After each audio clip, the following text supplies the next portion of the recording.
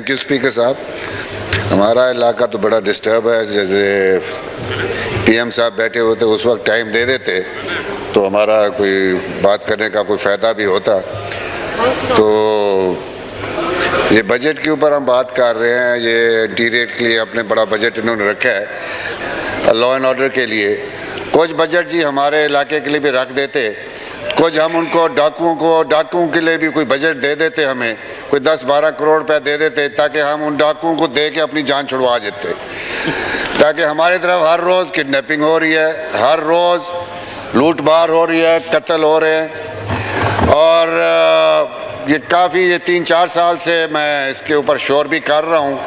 अभी 2 दिन पहले हमारे पीएम साहब वॉज वेरी काइंड इनफ, उन्होंने एक हाई लेवल मीटिंग की है लॉ एंड ऑर्डर के लिए हमारे इलाके के लिए। आई होप कि उसके कोई नतीजे सामने आए।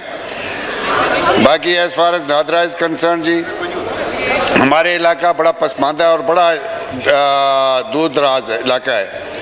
उधर हमारे मोस्टली लोगों के पास आईडी कार्ड्स नहीं हैं।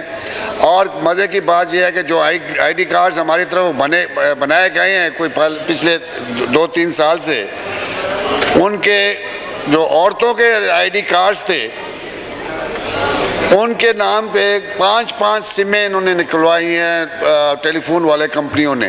अब ये मुझे पता नहीं है ये नादरा की मिली भगत है या किसने इसमें हरकत शरारत की है, ताकि अब हमारी तरफ वो किसी औरत, वो बेचारी औरतों को पता ही नहीं है कि उनके नाम पे निकले हुए हैं।